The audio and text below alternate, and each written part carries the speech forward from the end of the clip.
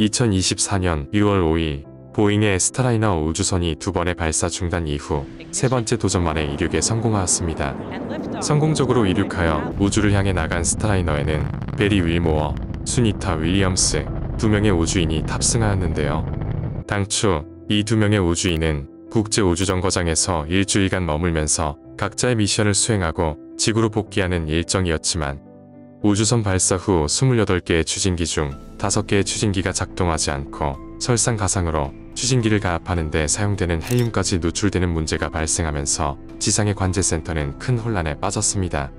현재 상태로 지구로 다시 복귀하는데 문제가 있다고 판단한 미국 항공우주국 나사의 담당자들은 스타라이너 우주선을 원래 목적지인 국제우주정거장과 도킹한 뒤에 문제를 해결하기로 하였고, 이후 다행스럽게도 고장났던 5개의 추진기 중 4개의 추진기가 다시 작동하여 스타라이너 우주선은 국제우주정거장과의 도킹에 안전하게 성공하였습니다. 스타라이너에 탑승한 2명의 우주인은 1년의 과정을 거친 후 국제우주정거장 내부의 모습을 드러냈는데, 많은 사람들의 우려와는 달리 행복한 미소를 선보이며 이번 미션의 어려움을 잘 극복해내는 모습을 보여주어 두 사람을 걱정했던 모든 사람들을 안심시켜 주었습니다. 하지만 보잉의 스타라이너는 일주일이라는 초기 목적을 이루지 못하고 현재까지도 2명의 우주인을 지구로 귀환시키지 못하고 있는데요.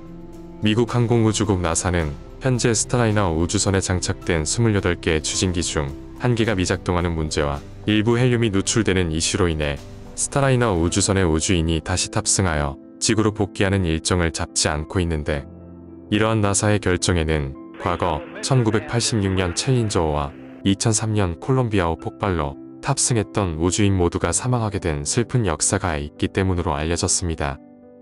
2024년 8월 24일 스타라이너에 탑승했던 2명의 우주인 복귀 계획을 미국 항공우주국 나사의 국장과 임원진들이 생방송 기자회견에 참석해 발표하였습니다.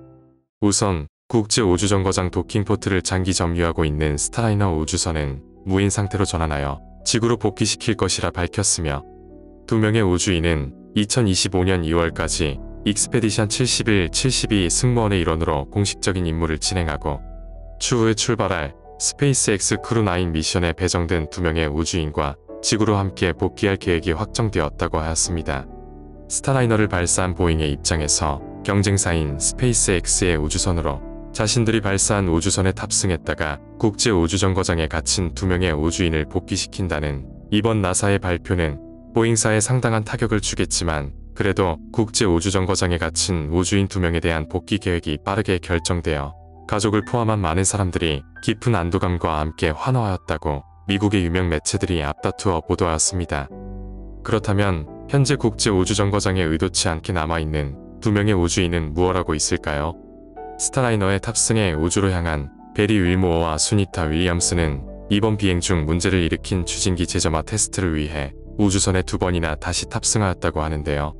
첫 번째 테스트에서 8개의 AF 방향 추진기 중 작동에 문제가 없는 7개를 테스트하였고, 두 번째 재탑승 시 실행한 테스트는 28개의 추진기 중 27개의 체계 테스트를 진행한 것으로 알려졌습니다.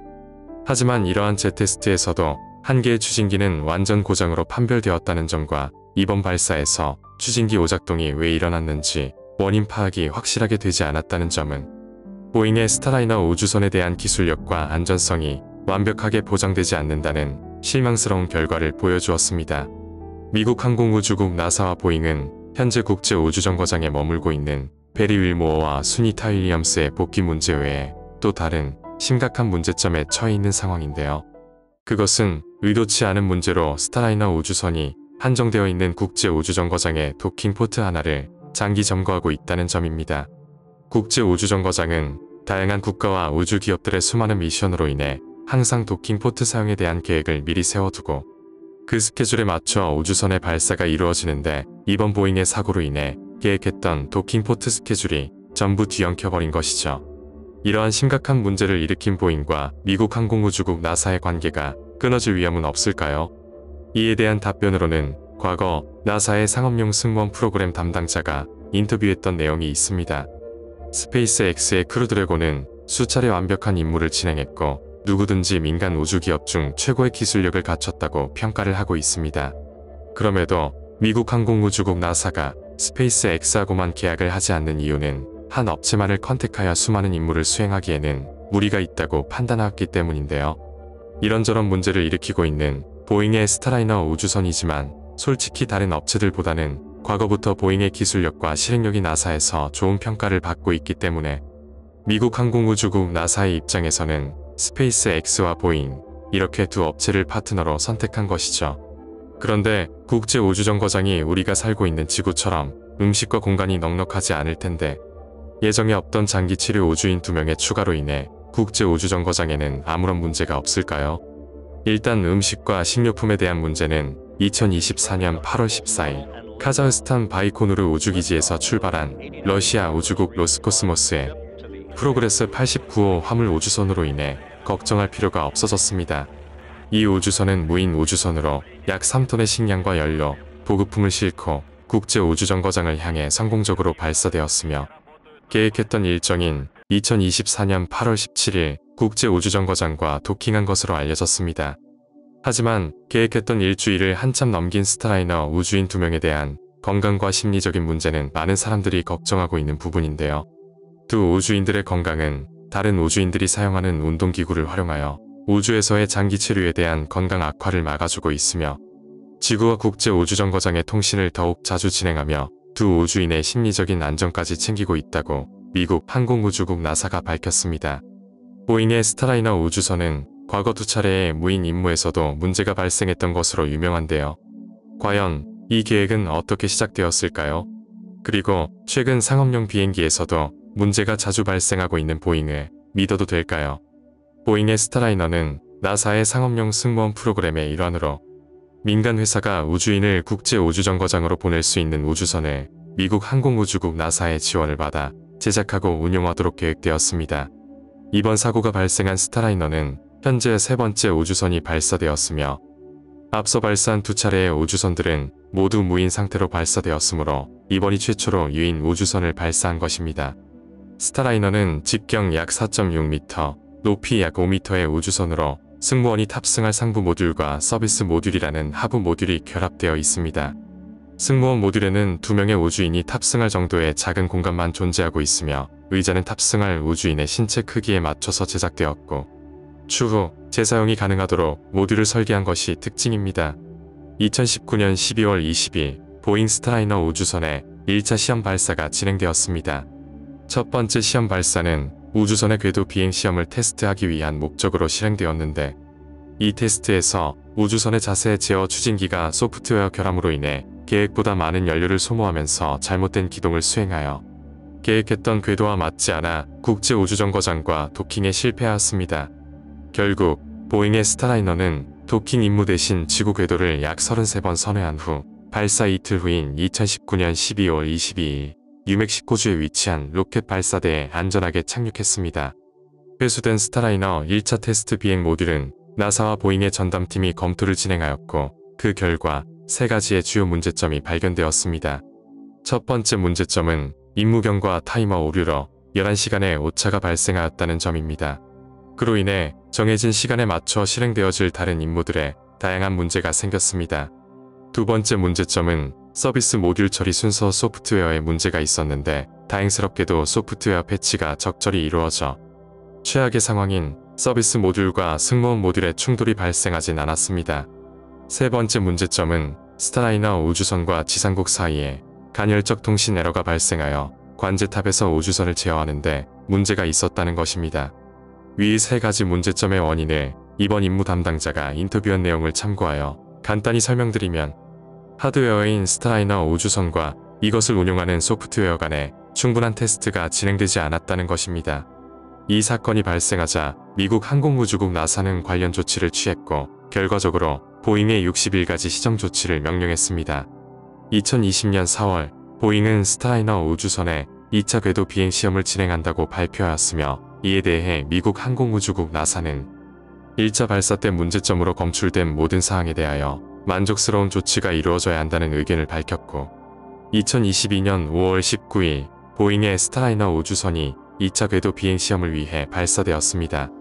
하지만 이번 발사에서도 문제점이 발생했습니다. 우주선이 아틀라스 5 로켓과 분리된 후 추진기 2개가 고장난 것인데요.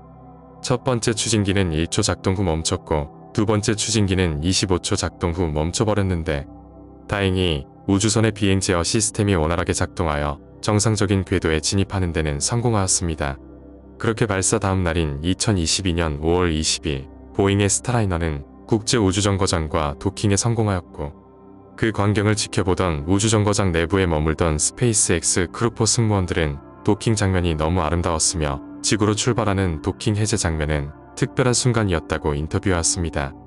2022년 5월 24일 국제우주정거장과 도킹 해제된 스타라이너는 하루 뒤인 5월 25일 뉴멕시코주에 위치한 모래사장에 착륙하였고 우주선을 회수한 보잉과 나사는 최대한 빠른 시점에 사람이 탑승한 상태로 3차 궤도 비행 시험을 진행하겠다고 밝혔습니다.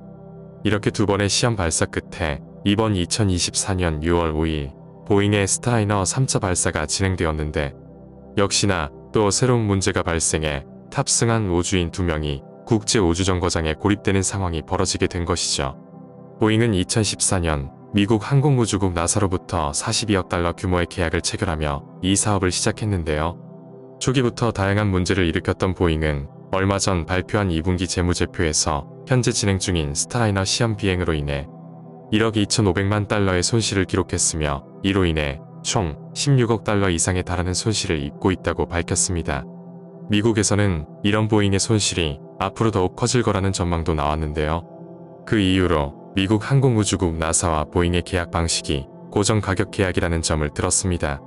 고정가격 계약은 정부가 아닌 계약자가 초과된 비용에 대한 손실을 떠안게 되는 시스템으로 보잉이 스타라이너 우주선 프로그램에 지금까지 최소 67억 달러를 투자한 것으로 알려졌는데 현재 스타라이너 우주선의 상태를 보자면 앞으로 손실을 메꾸기는 힘들어 보이는 게 사실입니다. 그렇다면 나사의 또 다른 파트너인 스페이스X의 상황은 어떨까요? 스페이스X는 미국 항공우주국 나사와 약 31억 달러 이상의 계약을 맺고 6회 유인 우주선 발사 임무를 성공적으로 마무리했는데 실제로 스페이스X가 유인 우주선 발사에 투자한 금액은 비공개 기업이라 외부로 알려져 있지 않지만 적어도 보잉사처럼 손실을 보지는 않은 것으로 알려져 있습니다. 보잉사는 과거 전세계 항공업계에서 최고의 자리까지 올랐던 회사이지만 현재의 보잉사는 새로 제작하는 항공기들의 품질 관리가 제대로 이루어지지 않아 사건 사고들이 많이 일어났는데요. 그 중에서 가장 충격적인 사고는 보잉의 상업용 비행기인 737 맥스9 기종에서 도어 플러그를 위한 고정 볼트가 아예 체결되지 않은 채로 출고되어 알래스카 항공 소속 비행기 한 대가 운항 중 도어 플러그가 상공에서 날아가 버린 사건이 있습니다. 이런 사건들을 보면 보잉의 명성이 과거와 같지 않다고 생각하는 사람들이 점차 많아지고 있는데 어떻게 미국 항공우주국 나사가 보잉의 손을 잡고 국제우주정거장으로 향하는 상업용 승무원 프로그램을 계속 진행하고 있는지 의문이 듭니다. 여러분은 보잉사가 우주로 사람을 운송하는 상업용 승무원 프로그램에 적합한 회사라는 생각이 드시나요? 나사와 보잉사는 대체 어떤 연결고리가 있을까요?